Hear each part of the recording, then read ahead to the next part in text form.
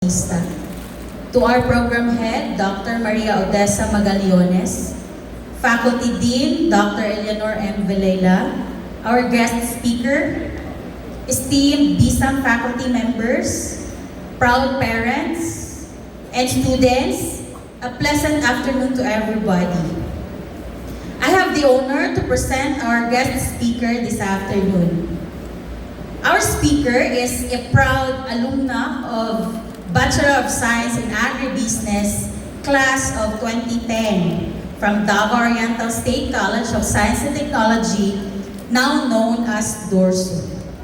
She was born on January 1, 1990, and currently resides in Upper Bilawan, City of Mati. She is happily married to Sir Arnel Cabansag and is blessed with 2 beautiful children.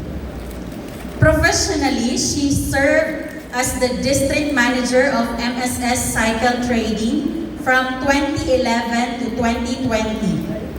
From 2021 to 2023, she worked as the team administrator of the MSME unit at BDO Network Bank Incorporated.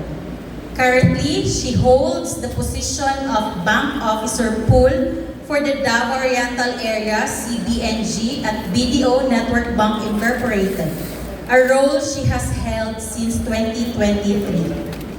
She has attended numerous relevant trainings and seminars at both managerial and technical levels, continuously equipping herself for personal and professional growth. She is not only a dedicated professional but also a dear friend and classmate.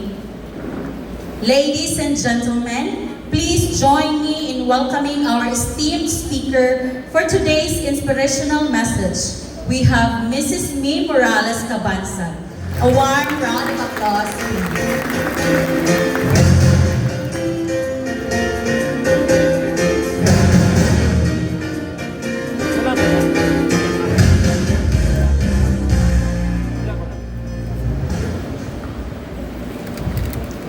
Thank you, Miss Ange, my friend.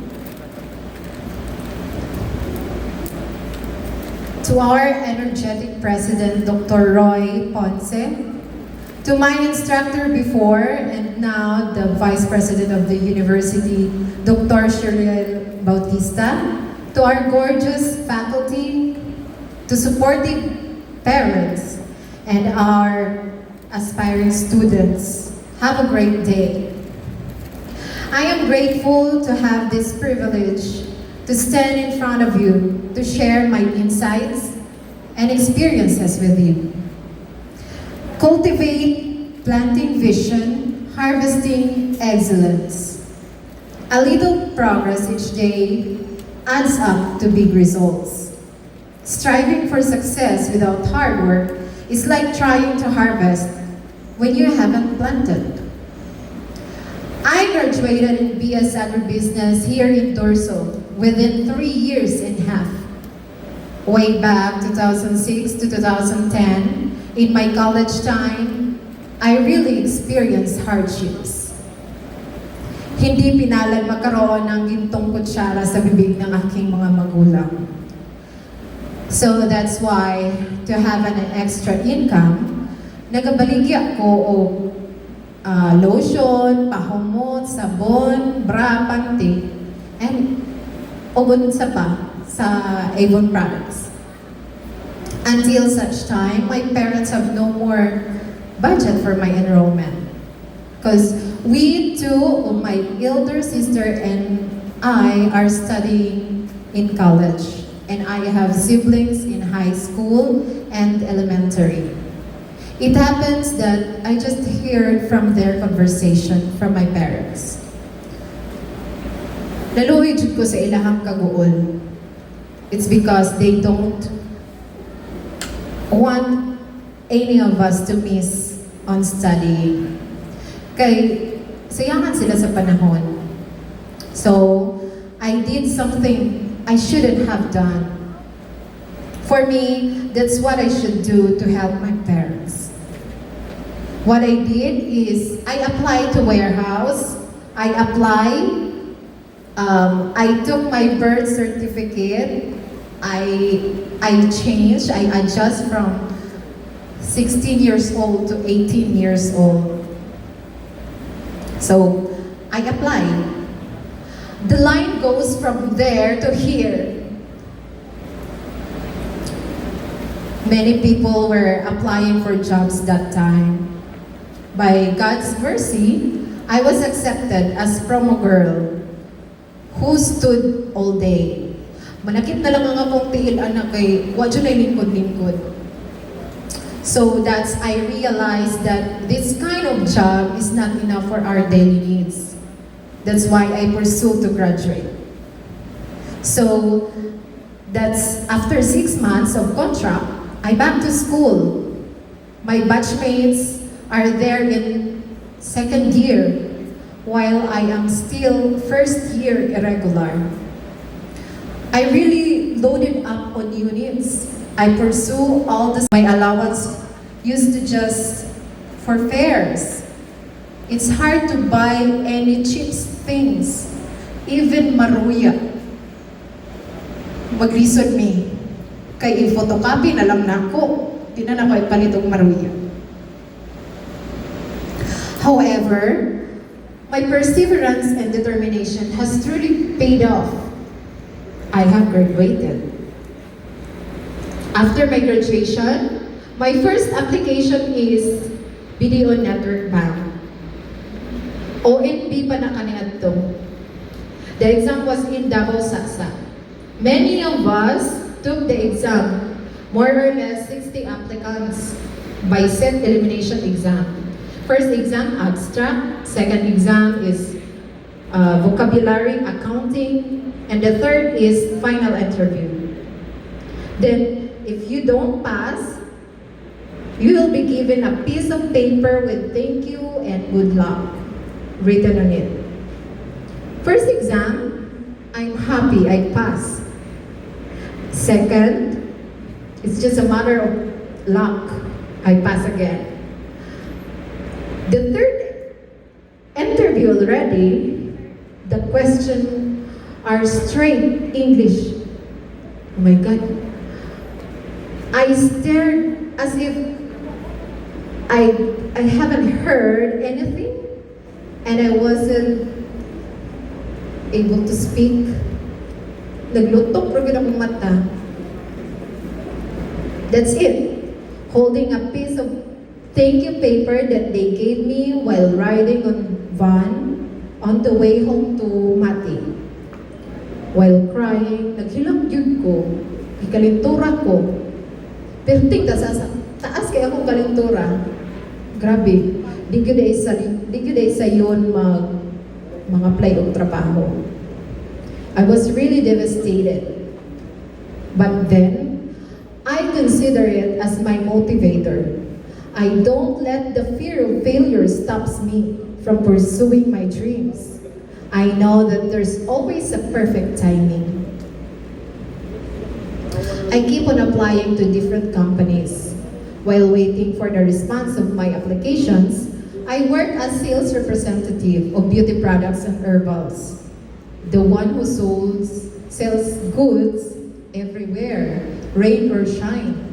No commission, no income. Way mapalit og pagkaon. Kinahanglan pag yun nimo mamaligya gyud kag taman. I-sales stock yun mo taman kung pwede lang mangating ka kaya para lang yun mahalinan. Grabe, lisod kayo nga trabaho to. However, the more how hard the job is, the more my determination made stronger and enhanced my marketing strategy. I know that this is just prerequisite to get me ready for the next opportunity. It was, fast forward, I've been in MSS Cycle Trading almost 9 years in service with different positions, from sales officer, after sales officer, cashier, branch manager, supervisors, to district manager. I handle different branches of Davao de Oro, Davao del Norte, Davao Oriental, from Panabo, Tagum, Compostela, Moncayo, Balibanay, Lupon, Mati, Manay, Bagang Katukatigil. I step-by-step progress from low to high position. It was wonderful experience. I mold and learn a lot of things, dealing products to client and handling different attitudes to my co-employees and subordinates. On the other hand, to my parents, when my father was still alive, I gave him motorcycle because it was his first time riding a motorcycle. I saw him was very happy. He loves his motor. He really takes good care. Kanang feelings gani nga nakakita ka sa imuhang kinikanan nga. Pero ito'y lipaya. Imuhang mama tagani mo cellphone, tagani mo pangkonsumo, pero ito'y na ilang lipaya. The lesson is, even small things, as long as from the bottom of our hearts, it could be matter most to our dear parents. That's why we must aim high to repay to our parents who made a lot of sacrifice for us. To our success and achievements in life, the happiest person are our parents. Because I remember when my mother's still alive, she said, "Na, proud good kayo ko sa imo ha. Ginapanghambog ti ka. Ginapanghambog ti ka sa akong mga kaila. Sa imo ang nakabot karon, sa imong pagtabang sa amo o pagtabang sa imong pag-eskwela sa imong mga manghod."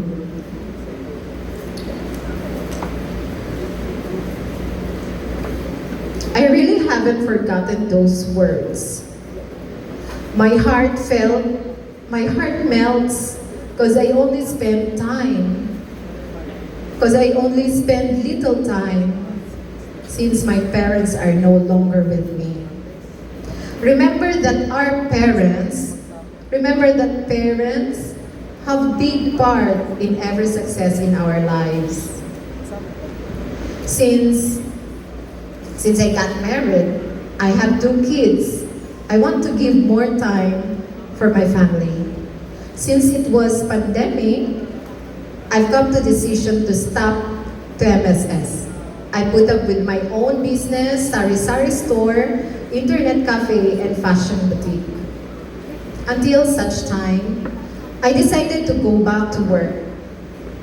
Coincidentally, Sir Julius Sagpang, team head of MSME of Video Network Bank, BS Agribusiness, graduate also here in Durso, informed and recommend me for the vacant position. So I grabbed the opportunity. I passed my application through email. With my education and work experiences is my edge that Video Network Bank absorbs me. I was a team administrator in 2 years. Then the bank maybe seen my potential. That's why the management transferred me from loans to operations. I've been trained different positions in operations, from tailoring, marketing, accounting, and even field teller to operation officer. Now, as bank officer pool of Davao Oriental of Video Network Bank, it was great opportunity to have this career development.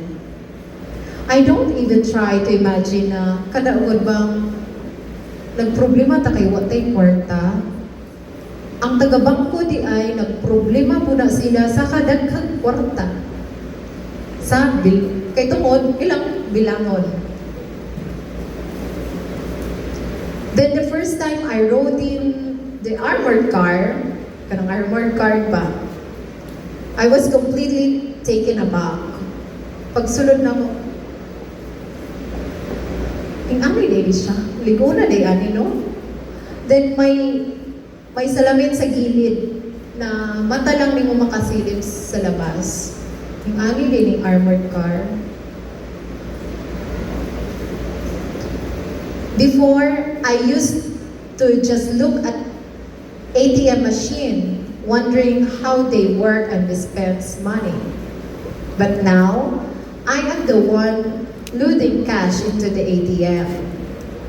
Love to think, I didn't expect the Lord to put me here as a banker after all I've been through. Congratulations, students. The world is yours to explore. Remember that every effort you made, every challenge you overcome, and every lesson you learn is a step forward towards a brighter future. Keep striving for excellence. Believe in yourselves to reach your full potential.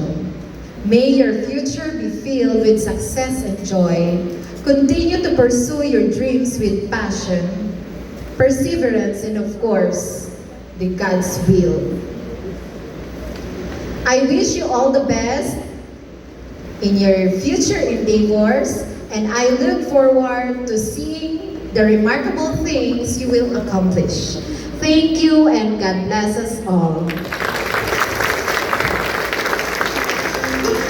Dr. Maria Odessa G. Magallanes to confer the plaque of appreciation and the token. Please allow me to read the citation. Republic of the Philippines, Davao Oriental State University, Faculty of Agriculture and Life Sciences, Bachelor of Science in Agribusiness Management, Dahican, Mate City, Davao Oriental. This plaque of recognition is hereby awarded to Ms. Mi Morales Cabanza in deep appreciation of her significant support and valuable presence during the third pinning ceremony with the theme Cultivate, Planting Vision, Harvesting Excellence. Her thoughtful sharing of knowledge and experiences inspired future agribusiness leaders to pursue excellence, serve with purpose, and lead with vision. Given this 11th day of June, 2025 at 8:57 Techno Park, Don Martin Marundan, Mate City, Davao Oriental, Philippines. Signed, Dr. Roy G. Ponce, SUC President 3.